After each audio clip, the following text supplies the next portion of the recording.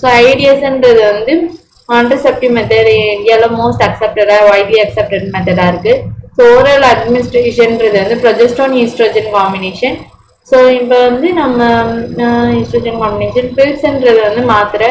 So இது வந்து 21 days first 5 days of menstrual சைக்கிளில் நம்ம வந்து இது எடுத்துக்கிற மாதிரி இருக்கும்.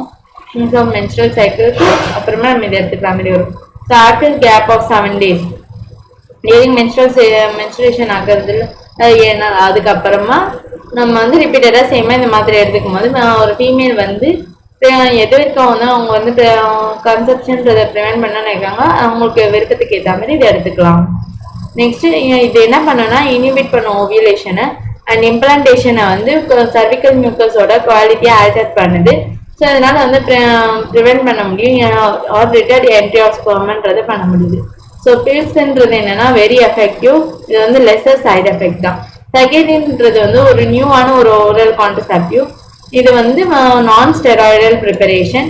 இது வந்து ஒரு வாரத்துக்கு ஒரு மாத்திரை எடுத்துக்கிட்டா போதும். அண்ட் இதில் வந்து வெரி ஃபியூ சைட் எஃபெக்ட் தான் இருக்குது. High contraceptive value. ஸோ ப்ரொஜெஸ்ட்ரான்றது வந்து காம்பினேஷனோட இருக்குது ஈஸ்ட்ரோஜனோட. அது வந்து யூஸ் பண்ணுறாங்க ஃபீமேல்ஸ். இது வந்து இன்ஜெக்ஷன்ஸாகவும் இருக்குது. இம்ப்ளான்ட்ஸ்னால் வந்து ஸ்கின் கை கடியில் அந்த மாதிரிலாம் வந்து ஒரு டியூப்லேயே வச்சுப்பாங்க. ஸோ ஸ்கின் கடியில் வச்சுக்கிறது. நெக்ஸ்ட் இதுக்கப்புறமா வந்து எஃபெக்டிவ் பீரியட்ன்றது பார்த்தோன்னா மச் லாங்கராக இருக்கும் அதேமாரி. Next administration of progesterone or progesterone ஈஸ்ட்ரோஜன்றது வந்து ஈஸ்ட்ரோஜன் காம்பினேஷன் ஒரு ஐயூடிஎஸ் எடுத்துக்கிறோன்னா ஒரு 72 hours ஆயிடுச்சுன்னு அந்த ஒரு 72 hours நம்ம வந்து இந்த ப்ரொஜெஸ்ட்ரான் ஈஸ்ட்ரோஜன் காம்பினேஷனோ இல்லை ப்ரொஜெஸ்ட்ரானோ இல்லை ஐயூடிஎஸோ எடுத்துக்கிறோன்னா நம்மளால வந்து எமர்ஜென்சி கான்ட்ரசெப்டிவாக நம்ம இதை சொல்கிறோம். ஏன்னா வந்து ப்ரெக்னென்சியை வந்து அவாய்ட் பண்ண முடியும் நம்மளால. Rape or unprotected rape or casual unprotected intercourse நடந்ததுன்னா நம்ம இந்த மெத்தட் நம்ம யூஸ் பண்ணலாம். இந்த 3 progesterone or progesterone estrogen combination or IUDs 72 hours. So surgical மெத்தட்னு பார்க்கும்போது ஸ்டெரிலைசேஷன், அதாவது இதோட ரெவிசபிலிட்டின்றது ரொம்ப புவர். ஸோ வந்து மேல் ஆர் ஃபீமேல் வந்து டெர்மினேட் பண்ணிப்பாங்க. அவங்களோட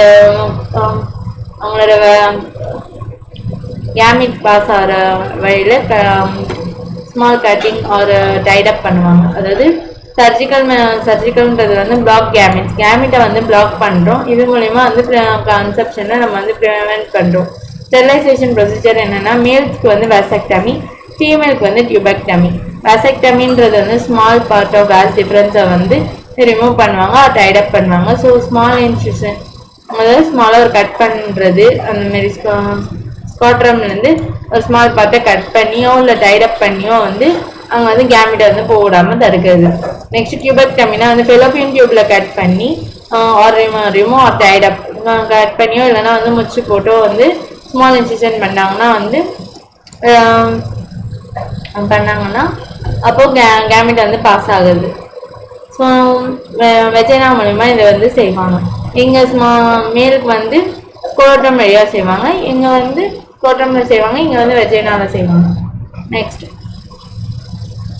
இந்த டெக்னிக்கும் இஸ் ஹைலி எஃபெக்டிவ். இது வந்து ரொம்ப ஹைலி எஃபெக்டிவாக இருக்கும். ரிவர்சபிலிட்டின்றது ரொம்ப poor.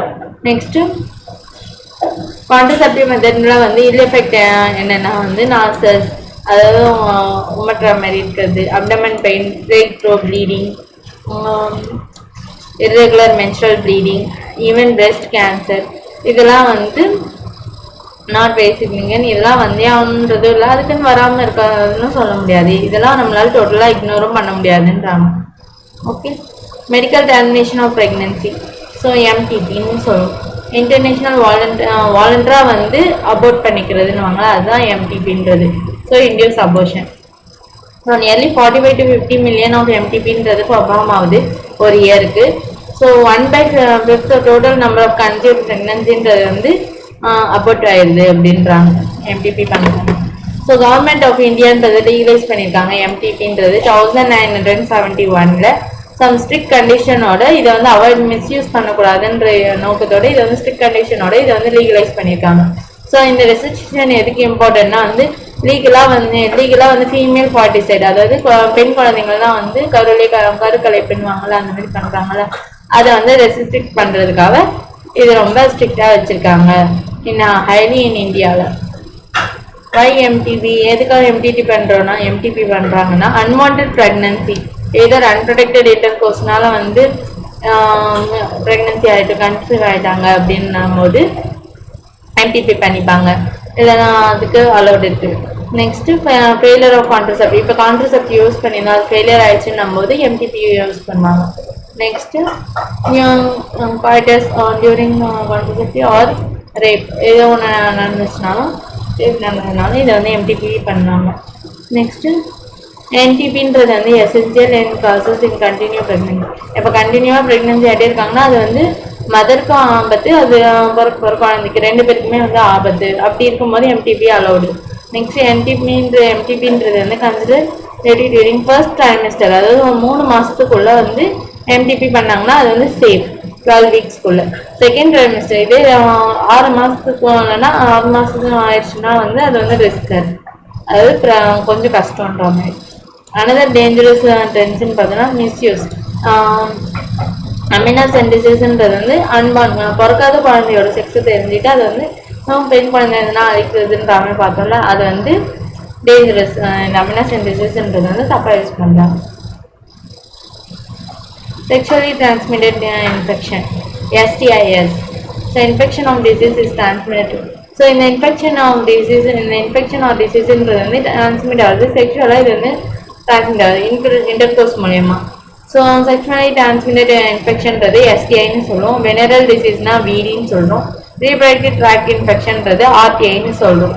So gonorrhoea, syphilis, genital herpes, கிராம்டலைசிஸ், genital warts, trichomoniasis, hepatitis B, இதெல்லாம் வந்து ஏற்கனவே வந்து ரீசெண்ட் இயர்ஸில் இதெல்லாம் வந்து டிஸ்கஸ் பண்ண இன்ஃபெக்ஷன். ரீசெண்ட் இயரில் வந்து ஹெச்ஐவின்றது மூலயமா ஏடிஸ் வருதுன்றதை கண்டுபிடிச்சிருக்காங்க. நெக்ஸ்ட் அதாவது ஏடிஸ் வருது.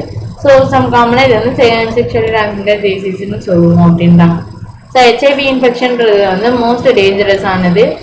சம் இன்ஃபெக்ஷன் இந்த ஹெபடைட்டிஸ் பி அண்ட் ஹெச்ஐவி இது ரெண்டுமே வந்து டிரான்ஸ்மிட் ஆகுது வந்து sharing of injection needles, surgical instruments, infected person கிட்டேருந்து ட்ரான்ஸ்ஃபர் ஆகுது. எது மூலியமான பிளட் மூலியமாக இது வந்து ட்ரான்ஸ்ஃபர் ஆகுது. ஸோ இன்ஃபெக்டட் மதர் கிட்டேருந்து ஃபீட்டஸ்க்கும் இது வந்து ட்ரான்ஸ்மிட் ஆகும். நெக்ஸ்ட்டு இந்த hepatitis B, genital herpes, HIV infection இது 3த்தையும் தவிர்த்து மற்ற எல்லா டிசீஸுமே நம்ம வந்து இயர்லி ஸ்டேஜில் கண்டுபிடிச்சாங்கன்னா வந்து க்யூர் பண்ண முடியும் அப்படின்றாங்க. இயர்லி சிம்டம்ஸ் என்னென்னன்றது பார்த்தோம்னா இச்சிங், அதாவது அரிப்பு ஏற்படுது, ஃப்ளூயிட் டிஸ்சார்ஜ், தண்ணி மேறுவது, நெக்ஸ்ட் அதுமா வந்து ஸ்லைட் பெயின் கொஞ்சம் வலிக்கிறது, ஸ்வெல்லிங்னா வீங்கி போயிருக்கிறது, எக்ஸட்ரா. இந்த மாதிரி ஜெனிட்டல் ரீஜனால இந்த மாதிரி சிம்டம்ஸ்லாம் இருந்ததுன்னா இதெல்லாம் வந்து இயர்லி சிம்டம்ஸ். ஸோ இன்ஃபெக்டட் ஃபீமேல்ஸ்ன்றது வந்து ஏசிம்டெக்மேட்டிக்காக இருந்தாங்கன்னா அவங்க வந்து அவங்க வந்து அதாவது அது வந்து கண்டுபிடிக்கணும்னா ஃபார் லாங் டைம் வரைக்கும் அவங்களுக்கு வந்து தெரியாமலே இருக்கும் அப்படின்றாங்க. ஸோ இது மூலிமா அவங்களுக்கு வந்து காம்ப்ளிகேஷனாக இருக்கும் லேட்டராக. அது வந்து பெரிபிக் இன்ஃப்ளமேட்டரி டிசீஸ் பிஐடின்றது வந்து ஏற்பட வாய்ப்பு. இதுக்கு மூலமா அபர்ஷன் நடக்கும், ஸ்டில்ட் பர்த், அவங்க குழந்தை பிறக்காமல் இருக்கிறது. நெக்ஸ்ட் அதுக்கப்புறமா வந்து ectopic pregnancy, infertility or even cancer கூட வர்றதுக்கு வாய்ப்பு இருக்கு. ஆன்சர் கேன்சர் எங்கன்னா reproductive tract. Next to all persons vulnerable for இன்ஃபெக்ஷன்றது வந்து said reporting very high among pregnant persons in this group.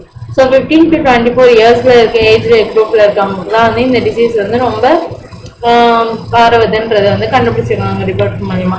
And இதை எப்படி அவாய்ட் பண்ணுறதுனா வந்து செக்ஸ் அன்னோன் பார்ட்னரோடையோ இல்லை மல்டிபிள் பார்ட்னரோடையோ செக்ஸ் வச்சுருக்கக்கூடாது. நெக்ஸ்ட் அதுக்கப்புறமா வந்து ஆல்வேஸ் வந்து காண்டம் வந்து யூஸ் பண்ணணும் காய்டஸ் அப்போ.